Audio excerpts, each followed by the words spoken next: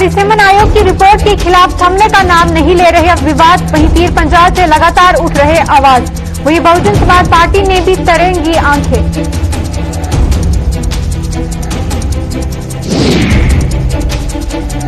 वहीं national peoples party में अंतरकलह का दौर हुआ शुरू। वहीं पार्टी सुप्रीमो की गैर मौजूदगी में लिए गए फैसलों से एक गुट हुआ नाराज। वहीं कार्यकारी समिति में हुए फैसलों को मानने से किया इनकार।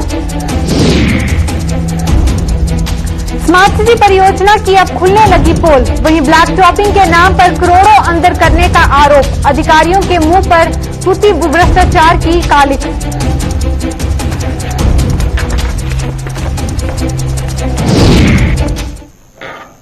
नमस्कार, जम्मू कश्मीर के इस खास बुलेटिन में आपका स्वागत है। मैं हूं आपके साथ जसलीन कौर। आइए नजर डालते हैं जम्मू कश्मीर की अहम खबरों की ओर। वहीं परिसीमन आयोग की रिपोर्ट को लेकर सियासी पार्टियों का विरोध जारी है। वहीं आयोग की इस रिपोर्ट से पुंछ और राजौरी के विभिन्न सियासी दलों के नेताओं में भारी नाराजगी देखी जा रही है, जिन्होंने इस रिपोर्ट को सिरे से खारिज कर दिया है। वहीं इस रिपोर्ट को लेकर क्या कहना है इन नेताओं का, आइए आपको दिखाते हैं। बड़ी देर से ये इंतजार कर रहे थे कि हदबंदी के लिए, मगर जब इस बार हदबंदी की गई दिल्ली के 5 स्टार होटलों में बैठकर, उन लोगों को क्या पता है जगरावी लिहाज से इस स्टेट की हालत क्या है। आप देखें कि जम्मू भी आज डिस्टर्ब, कश्मीर भी डिस्टर्ब, पुंछ और राजौरी भी डिस्टर्ब। पता नहीं चला कि किनको, इन लोगों सब लोगों को ये खाका क्या है। हालांकि हमने देखा कि बीजेपी वाले जम्मू में वो प्रोटेस्ट करें, रिजाइन पेश करें बीजेपी से, इसलिए कि इन्होंने ये खाका ही तब्दील कर दिया। हमारी स्टेट को पहले इन्होंने डिस्टर्ब किया, यूटी बना दी, लोगों ने इसको बर्दाश्त किया। मगर आज जो ये हदबंदी की गई है, कुत्ते का कान बिल्ली के साथ, बिल्ली का कान इन्होंने कुत्ते के साथ लगा दिया। आप देखेंगे, मैं आपको पुंछ की एग्जाम्पल दूंगा। बिदार बनाई गाँव कहाँ है, अड़ाई कहाँ है, और इन लोगों ने बिदार बनाई को और अड़ाई को सुनकोट के साथ लगा दिया, हालांकि वो बिल्कुल बॉर्डर पे रहे। पूरा जम्मू कश्मीर परेशान है और हम समझते हैं कि जम्मू कश्मीर के लोग जो हैं, और खासकर राजौरी, पुंछ और पीर पंजाल के लोग, और पूरी जम्मू, हम इसको सिरे से इस डिलिमिटेशन कमीशन की रिपोर्ट को रिजेक्ट करार देना चाहते हैं। इसलिए देना चाहते हैं कि इसमें ये ऐसा माहौल बना दिया इन्होंने कि डिलिमिटेशन कमीशन ने, कि इन्होंने भाई भाई को लड़ा दिया, गुज्जर और बकरवाल को लड़ा दिया, हिंदू और सिख को लड़ा दिया, और हमें जो जोग्राफिकली और टोपोग्राफिकली और कम्युनिकेशन का ख्याल न रखा गया। और हमने ये डिमांड करी थी पहले कि पहले पहाड़ी बोलने वाले लोगों को शेड्यूल ट्राइब दिया जाए, उसके बाद डिलिमिटेशन कमीशन को शाया किया जाए। लेकिन ये लड़ाई, ये भाईचारा तोड़ना, ये फसाद की बातें करना, हम ये हिंदुस्तान के वजीर आजम से और होम मिनिस्टर से और लेफ्टिनेंट गवर्नर साहब से गुजारिश करेंगे और डिलिमिटेशन कमीशन से गुजारिश करेंगे कि ये जो रिपोर्ट है ये नाकाबिले कबूल है। लेकिन अब उन्होंने जो डिलिमिटेशन कमीशन की रिपोर्ट जो छाया हुई है, उसमें हमारे दोनों जिले जो हैं, जिला राजौरी और जिला पुंछ, इनको अनंतनाग पार्लियामेंट्री कॉन्स्टिट्यूंसी जो है उसके साथ जोड़ दिया गया। इसका नया नाम जो है वो उन्होंने प्रपोज किया है, राजौरी अनंतनाग पार्लियामेंट्री कॉन्स्टिट्यूंसी। देखिए, मैं इसका घोर विरोध करता हूं। मैं नहीं, हमारी पूरी पुंछ जो है ना, वो इस चीज का विरोध कर रही है कि हमारी जो पार्लियामेंट कॉन्स्टिट्यूंसी थी पहली, राजौरी और पुंछ, जम्मू और पुंछ, उसी को रहने देना चाहिए था। हमें क्यों चेंज किया गया? मैं मंडी की बात करूंगा। अगर मंडी में बिदार, बलनाई और छमर कनारी, अड़ाई, ये इलाके जो है ये हवेली में पड़ते हैं, मंडी में पड़ते हैं, और हवेली कॉन्स्टिट्यूंसी में ये फाल करते हैं। तो मुझे समझ नहीं आई कि ये मंडी के इलाके से इनको कैसे सुनकोट में डाला गया। इसी तरह से मेंढर की बात करूं मैं, वहां भी यही बनोला है, बलनोई है या सागरा वगैरह, उधर के बॉर्डर इलाका से उठाकर सुनकोट में डाला गया। सुनकोट की आबादी जो है ये 2 लाख के करीब होगी, 1,88,000, जबकि हवेली की आबादी जो है कम हो गई, हवेली के वोटरान भी कम हो गए। इसी तरह से मेंढर की भी यही हालत रही। तो मुझे नहीं लगता कि ये किसी को पूछकर या किसी एजेंसी से ये करवाया गया है। ये न जाने कैसे, कहां बैठ के ये जो है ये सारा बनाया गया, ये सारा मसौदा। तो मैं तो इसको बिल्कुल यकसर मुस्तरद करता हूं, क्योंकि ये है ही नहीं ये साथ ही में गवर्नर इंतजामिया से गुजारिश करूंगा कम से कम इसमें इसको देखा जाए, दोबारा इसको देखा जाए। इसमें वहीं परिसीमन आयोग के अंतरिम रिपोर्ट के खिलाफ बहुजन समाज पार्टी भी सड़कों पर उतर आई है। वहीं पार्टी नेताओं व कार्यकर्ताओं ने आज जम्मू में प्रदर्शन करते हुए इस रिपोर्ट को भाजपा के दिमाग की उपज करार देते हुए इसे फौरी तौर पर रद्द करने की मांग की है। वहीं पार्टी के राज्य प्रधान रोमराज मजोत्रा ने आरोप लगाया कि इस रिपोर्ट को दिल्ली के भाजपा कार्यालय में तैयार किया गया है, जिसे किसी भी सूरत में मंजूर नहीं किया जाएगा। तो ये समझता हूं कि ये जो रिपोर्ट इलेक्शन कमीशन की जो ड्राफ्ट प्रपोजल है, ये किसी बीजेपी के दिल्ली कार्यालय में बैठ करके बनाई गई है और उन्हीं को खुश करने के लिए एक बीजेपी के इलेक्शन एजेंडा जो है, उनकी जो मोटिव है, उसी को पूरा करने के लिए जैसे बीजेपी के लोग चाहते थे उसी के मुताबिक इन्होंने सारा जो बाउंड्रीज की डिमार्केशन की है, ये सरासर गलत की है। हम इसकी निंदा करते हैं और हम कमीशन से ये रिक्वेस्ट करते हैं कि इस जो ड्राफ्ट प्रपोजल है इसको रिव्यू किया जाए। Delimitation report.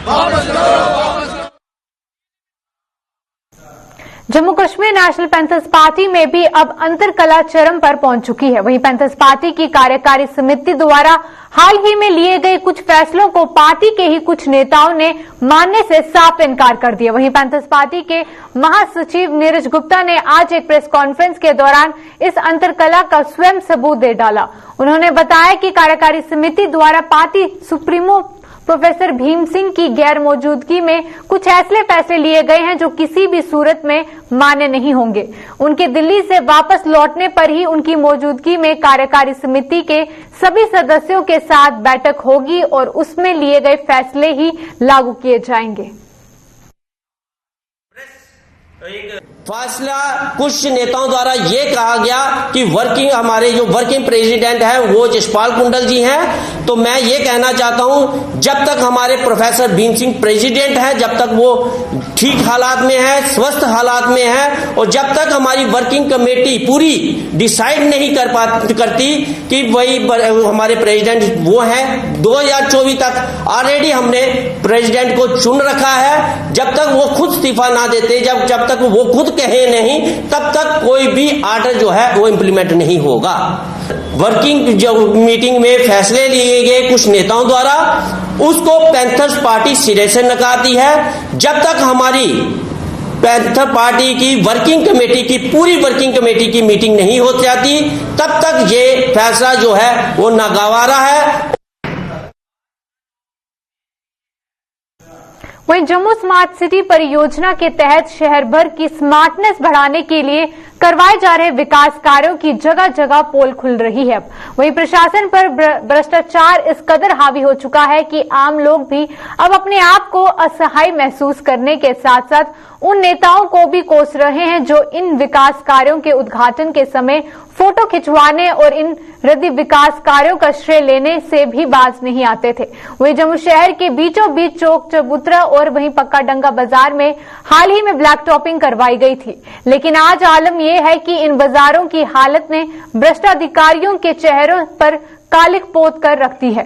वहीं लंबी ताने प्रशासन सोया हुआ है। वहीं जगह जगह से उखड़ चुकी ब्लैक टॉपिंग कई हादसों का सबब बन रही है और 2 पहिया वाहन चालक यहां आए दिन अपनी हड्डियां तुड़वा रहे हैं। वहीं दुकानदारों की दुकानों में धूल मिट्टी जमा हो रही है और जो अपने आप को असहाय महसूस कर रहे हैं।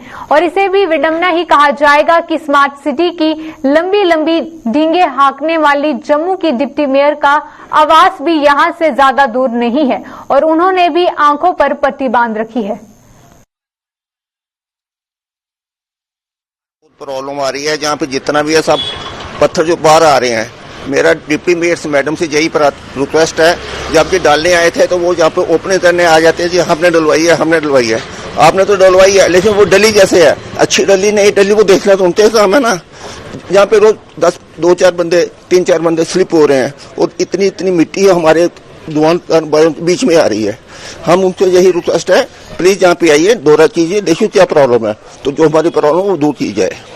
देखिए ऐसा है, ये जो प्रोजेक्ट उन्होंने बनाया स्मार्ट सिटी का, हमें ये समझिए ये ऐसी स्मार्ट सिटी बनेगी ये, जैसे रोज न कोई गिर ही रहा है, चौक से लेके नीचे तक चले जाइए आप, कितनी बुरी हालत हो चुकी है।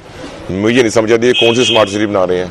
ये इनको खुद देखना चाहिए कि जो ठेकेदार है या कोई भी काम कर रहा है वो मटेरियल क्या लगा रहा है, उसकी गुणवत्ता चेक करो कि क्या है, सही है कि नहीं है। लेकिन ये मुझे नहीं समझ आ रही है कैसे ऐसे ही हवा में ही काम होते हैं सारे जी गवर्नमेंट के। मुझे समझ नहीं आ रही है क्या स्मार्ट सिटी बना रहे हैं। बहुत अच्छी लग रही है स्मार्ट सिटी। जो सिस्टम है कि रोज कोई ना कोई इधर गाड़ी स्कूटर या कोई चलते चलते स्लिप होता है।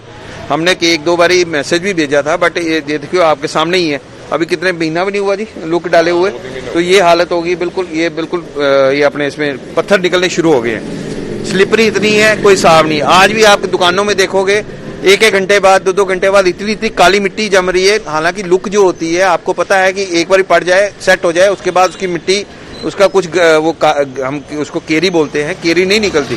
बट अभी भी देखोगे साइड में अगर आप कैमरे से भी दिखाओगे तो इतनी काली मिट्टी है कि दुकानों के जो किताबें हैं, कोई के फर्श हैं, सब बिल्कुल काले हो चुके हैं। तो हम यही अपील करते हैं कि इस चीज को संज्ञान में लिया जाए कि ये क्यों हुआ है, कैसे हुआ है, इसकी एक इंक्वायरी बिठाई जाए कि ये क्या है। अगर आप देखोगे अभी भी उखड़ना शुरू हो गया हो, दोबारा इसको ठीक करो कि अपना यहाँ ऊपर इसके ऊपर एक दोबारा वो कोई ऐसी आता है इनके पास अगर कोई अपना सिस्टम जिसके कारण उखड़ना जो बंद। अभी 5 महीने मतलब 1 महीना नहीं हुआ, अगर ये हालत है 1 साल बाद हम देखेंगे तो क्या हालत हो जाएगी। वहीं सुरों की देवी कही जाने वाली स्वर्गीय लता मंगेशकर के निधन से देश विदेश में उनके चाहने वाले गमगीन हैं और उनकी कमी को कभी भी पूरा नहीं किया जा सकेगा। वहीं जम्मू में आज लोक गायकों की एसोसिएशन ने एक कार्यक्रम का आयोजन कर उन्हें भावभीनी श्रद्धांजलि दी और इस मौके पर बच्चों के अलावा अन्य लोक गायकों ने स्वर्गीय लता द्वारा गाए गए नगमों को पेश कर उनको नमन किया और उनकी आत्मा की शांति की दुआएं मांगी। कुछ वेले गल्लां जिहड़ियां उहदे गाए दियां कि ओढ नूं रंगी दे ललारी आ, तू मल्ला तू लोग भन्नन ठीकरियां बदाम भन्ने तू। शायद इन्नी सरल भाशा च जां साड़ी प्योरिटी च अज तक साढ़े डोगरे गुहां ने गाए होने जिन्नियां लता जी ने गाइयां उड़िया कि ऐसा पकड़ सारियां भाषा च। लेकिन मां सरस्वती का दिन बसंत पंचमी वाले दिन उनका शरीर जाना मैं समझना कि उनका गै स्वरूप हा मां सरस्वती का गै जरा इस युग च आए और भारत रत्न जरा सब सर्वश्रेष्ठ रत्न जरा साड़ा अवार्ड है उसी हासिल करने वालियां वो महिला ही हैं। मैं उन्हें बहुत श्रद्धा सुमन अपनी श्रद्धांजलि जी अर्पित करना। और ये सब लोग प्रोमिनेंट सिविल सोसाइटी के वो लोग हैं जो समझते हैं और दर्द रखते हैं समाज का कि लता जी की कंट्रीब्यूशन क्या रही। 92 ईयर एज में 50,000 से ज्यादा गाने गाए, 30 लैंग्वेजेस में गाने गाए और पूरी दुनिया आज उनको ट्रिब्यूट दे रही है। इससे बड़ा जो एक पीस का, अमन का, प्यार का सिंबल पूरी दुनिया में कहीं नहीं दिखा। मैं समझता हूँ हम सबको उनके फुटप्रिंट्स में चलना चाहिए और इसी तरह भारत का नाम रोशन करना चाहिए। एनएसयूआई की जम्मू कश्मीर इकाई ने कश्मीर यूनिवर्सिटी के अधीन आने वाले कॉलेजों के स्टूडेंट्स को प्रताड़ित करने का आरोप लगाया है। एनएसयूआई का कहना है कि स्टूडेंट्स की परीक्षाएं ऑनलाइन तरीके से लिए जाने के बावजूद भी यूनिवर्सिटी प्रशासन उन्हें अंधेरे में रख रहा है। वहीं एनएसयूआई के राज्य प्रधान सन्नी परिहार ने जम्मू में आज एक प्रेस कॉन्फ्रेंस के दौरान ये आरोप लगाया और उपराज्यपाल से इस पूरे मामले का संज्ञान लेते हुए स्टूडेंट्स को राहत पहुंचाने की मांग की है। रजिस्ट्रार के साइन थे कि हम जो है आपके पेपर ऑनलाइन कंडक्ट करवाएंगे और उनकी वीडियोग्राफी में भी जो है साफ तौर से उन्होंने ये साफ तौर से आश्वासन दिया है कि हम जो है आपकी जो है पेपर्स को जल्द से जल्द जो है ऑनलाइन कंडक्ट करवाएंगे। लेकिन बड़ी बदकिस्मती की बात है कि कश्मीर यूनिवर्सिटी के छात्रों को उनके द्वारा प्रताड़ित किया गया और अगले दिन नोटिस जब आया तो वो कुछ और निकला। तो हमारी अभी भी लेफ्टिनेंट गवर्नर साहब से अपील है कि आज भी विश्वविद्यालय के बाहर जो है प्रदर्शन जारी है। आप कश्मीर यूनिवर्सिटी के छात्रों को जल्द से जल्द इंसाफ दें और जिस प्रकार बाकी विश्वविद्यालयों में, चाहे जम्मू यूनिवर्सिटी की बात करें, आप बाबा गुलाम शाह की बात करें, एनआईटी कश्मीर की बात करें, उसी तरीके से उनकी भी परीक्षाओं को जल्द से जल्द ऑनलाइन कंडक्ट करवाया जाए। जम्मू के सबसे पुराने सरकारी स्कूलों की फेहरिस्त में शुमार Mubarak Mandi girls higher secondary school के स्टाफ और यहां पढ़ने वाली छात्राओं को पेश आ रही दिक्कतों का जल्द समाधान कर दिया जाएगा। वहीं स्कूल की नवनियुक्त प्रिंसिपल पूनम शर्मा ने आज वार्ड नंबर 1 की पार्षद व जम्मू की डिप्टी मेयर पूर्णिमा शर्मा को इन दिक्कतों से अवगत करवाया और पूर्णिमा शर्मा ने आज स्कूल का दौरा कर वहां बुनियादी सुविधाओं की कमी को दूर करने और कुछ नए विकास कार्य करवाने की बात कही कि अगर मैडम की कोऑपरेशन हमें इसी तरह मिलती रही तो हमारा स्कूल ये बुलंदियों तक पहुंचेगा, मतलब प्रोग्रेस में कहीं कोई कमी नहीं रहेगी। क्या क्या डिमांड थी जो आपने? एक डिमांड सबसे बड़ी थी स्वीपिंग की, तो वो भी मैडम ने उसका सोल्यूशन दे दिया। मोर ओवर मैडम ने हमारे स्कूल के लिए स्पेशल फंड्स रिलीज करवाए हैं, क्योंकि स्कूल पुराना है तो बिल्डिंग नीड रिपेयर, तो उसके लिए मैडम ने फंड्स रिलीज करवाए हैं, वो भी होने वाला है। उसके बाद अभी मैडम ने हमें ये भी एश्योरेंस दिया है कि स्कूल में ग्रीनरी मेंटेन करने के लिए, प्लांटेशन के लिए वो भी सर्विसेज जो होगी वो मैडम दिलवाएंगी। तो मैं फुली सेटिस्फाइड हूं कि जो भी हमने डिमांड्स रखी मैडम ने ओके किया। एक शहरी होने के नाते से, एक डेप्यूटी मेयर होने के नाते से और कॉरपोरेशन का हिस्सा होने के नाते से प्रयास करूंगी कि जो भी हम इनकी प्रपोजल्स को हम एक्सेप्ट कर सकते हैं अंडर आवर कैपेसिटी, उनको हम जल्द ही हल करके एक प्रॉपर स्कूल की मेंटेनेंस को, स्वस्थ माहौल में बच्चियां जो यहाँ पर आएं और एक स्वस्थ माहौल को आनंद करें, ऐसा प्रयासरत रहेंगे। मैं यहाँ पर उपस्थित प्रिंसिपल मैम का, पूरी इनकी फैकल्टी का और हमारे साथ आए हुए हमारे सारे भाजपा परिवार के अलग अलग ओहदेदार और जो स्कूल कमेटी के जो मेंबर्स हैं, सबकी उपस्थिति में यहाँ पे जो हमारी इंटरेक्शन हुई है, मैं बहुत बहुत इनको साधुवाद भी देती हूँ और आभार व्यक्त करती हूँ कि समय समय पर हम ऐसे ही इंटरेक्ट करते रहेंगे ताकि एक प्रॉपर मेंटेनेंस स्कूल को हम दे पाए। जम्मू कश्मीर संग्राम सेना द्वारा पिछले कई सालों से निभाई जा रही परंपरा गरीबों को बेहद राहत पहुंचा रही है। वहीं संग्राम सेना द्वारा कुछ अरसों से गरीब तबके के लोगों को तन ढकने के लिए कपड़ों का वितरण किया जा रहा है और इसी कड़ी के तहत आज भी नगरोटा के कामिनी गांव के कई परिवारों को राहत पहुंचाई गई।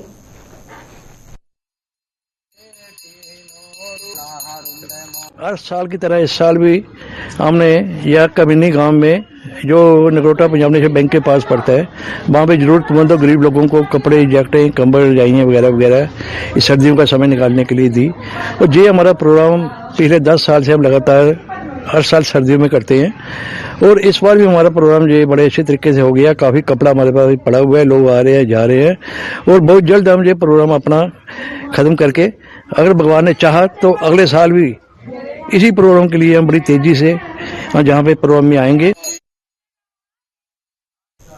पाकिस्तान की गोलाबारी से आम नागरिकों की सुरक्षा के लिए बनाए गए बंकर अनदेखी के चलते आज अपने हालत पर आंसू बहा रहे हैं। इन बंकरों की खराब हालत को लेकर अरनिया की पंचायत चंगिया के लोगों में भारी रोष है और इन बंकरों को लेकर क्या कहना है इस पंचायत के लोगों का, पेश है इसी पर एक रिपोर्ट।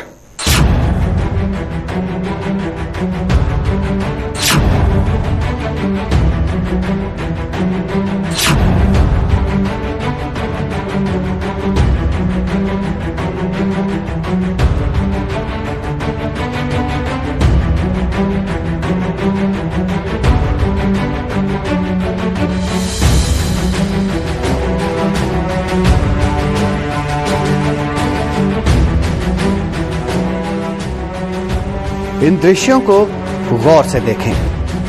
ये दृश्य उन बंकरों के हैं जो सरकार ने पाकिस्तान की गोलाबारी से बचने के लिए सीमावर्ती इलाकों में बनाए थे।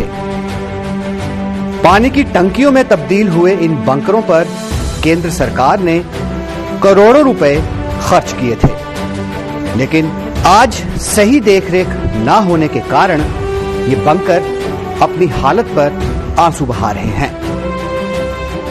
ग्रामीणों की माने तो इन बंकरों का उन्हें कोई लाभ नहीं मिल रहा है और सरकार ने इन पर फिजूल में पैसा खर्च किया है।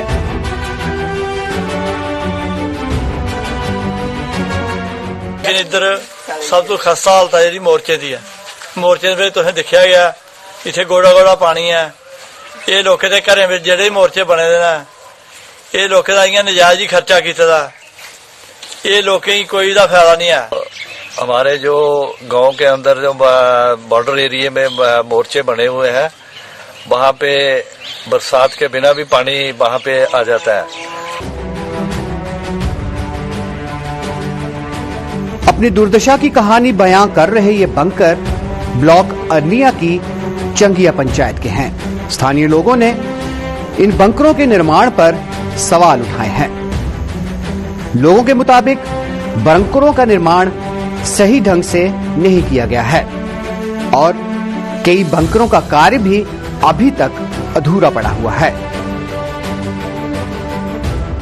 यही नहीं, थोड़ी सी बारिश के बाद इन बंकरों में घुटनों तक पानी भर जाता है। ऐसे में अगर पाकिस्तान की ओर से गोलाबारी होती है तो इन बंकरों में शरण लेना नामुमकिन है।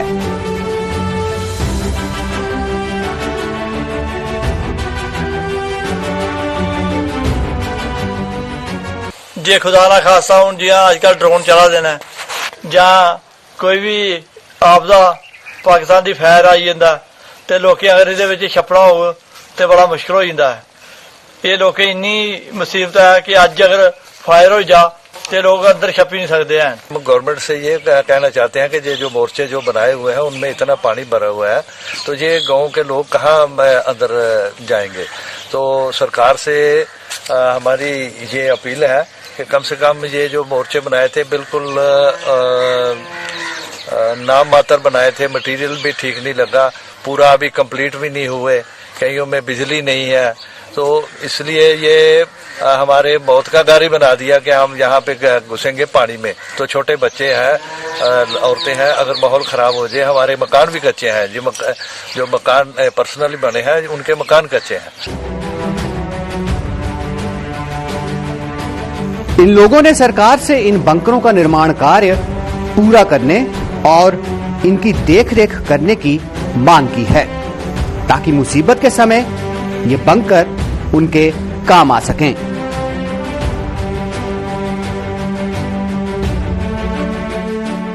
इसलिए हमारी गवर्नमेंट से ये अपील है कि कम से कम बॉर्डर एरिया में ध्यान दिया जाए, कोई उनकी रिपेयरिंग की जाए या उनको और मोर्चे बना के दिए जाए। यही हमारी डिमांड है। सीमा के साथ सटे इन गांव के लोगों के मुताबिक जिस मकसद को लेकर सरकार ने इन बंकरों पर करोड़ों रुपए खर्च किए हैं वो मकसद फिलहाल पूरा होता हुआ नजर नहीं आ रहा है। इन बंकरों में पानी और कीचड़ भर जाने से गोलाबारी के दौरान इनमें पनाह लेना नामुमकिन है। अरनिया से नंदकिशोर शर्मा के साथ अश्विनी चंदेल की रिपोर्ट।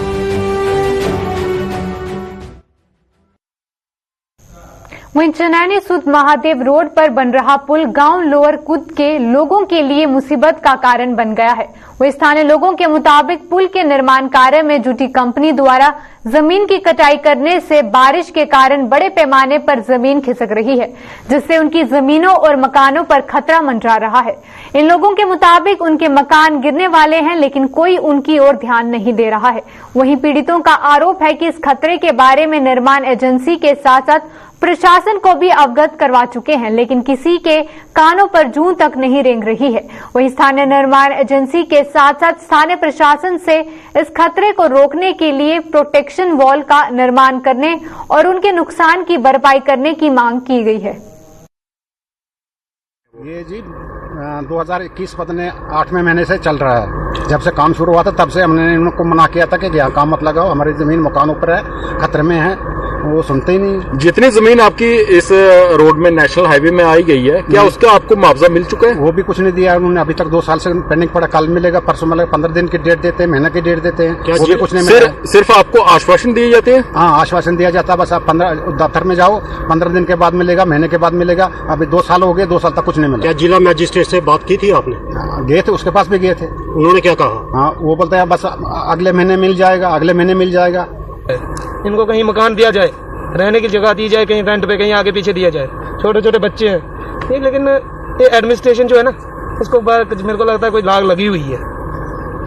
आप जिला अधिकारी से क्या मांग करते हैं? जिला अधिकारी डीसी मैडम से तो हम यही डिमांड करते हैं कि डीसी मैडम एक बार इनको थोड़ा लेटर लूटर लिखे या एडमिनिस्ट्रेशन को लिखे, चनैनी एडमिनिस्ट्रेशन को लिखे, मौके पे आएगा भी कौन, फिर पटवारी को भेज देंगे। नहीं, या तो तहसीलदार साहब मौके पे या एसडीएम साहब मौके पे आए, डीसी मैडम को मौके पे आना चाहिए, क्योंकि यहाँ पे 5, 7, 10 घरों का मसला है। ये जगह तो चल ही रही है, इनका तो हो गया बेड़ा गर्क। थोड़े बहुत तो देखो, एसडीएम साहब का फर्ज बनता है कि मौके पे आना, तहसीलदार साहब का फर्ज बनता है, पटवारी साहब भेज दिया रजिस्टर उठा के, सर फोटो ये वो, सर हम आपका सब कुछ कर देंगे। पर करोगे कब? जब मकान नीचे आएंगे, जब पुल के पास आ जाएंगे, फिर करोगे आप लोग हैं। और पुल की जो मैं आपको कंडीशन बताऊं, ये आप कहते हो ना कि ये पुल बन रहे हैं, ये पुल नहीं बन रहे हैं, हमारे लोगों के लिए ये मौत का सौदा किया जा रहा है। एसडीएम के पास मैंने बोला सर क्या कार्रवाई की, वो बोल रहे हैं कोई बात नहीं, हमने आपके ऊपर फाइल भेज दी है तो करेंगे। क्या वो फाइल आगे पहुंच चुकी है? अभी नहीं, अभी मेरे ख्याल में इनके दफ्तर में अभी यहीं घूम रही हैं जी, अभी तक फाइल ऊपर नहीं दी है इन्होंने। जब आपने फाइल की बात की तो इन्होंने क्या बताया उसमें? तो वो बता रहे बस जी हाँ आपका कोई बात नहीं, मकान डैमेज हो चुके हैं, आपके मकान के हम डैमेज। मकान तो आपका डैमेज हो रहा है, मगर उसमें जिसमें आप फसल लगवाते हो वो भी जमीन पूरी तरह से तहस नहस हो चुकी है। हाँ तहस नहीं, पूरे मतलब 18 कनाल जो हमारी जमीन है, एक एक खुम्बे में दरार हो चुकी है हमारी, मतलब यहाँ रहने का दिल नहीं कर रहा जी। जम्मू कश्मीर के अभी के बुलेटिन में बस इतना ही, दीजिए इजाजत, नमस्कार।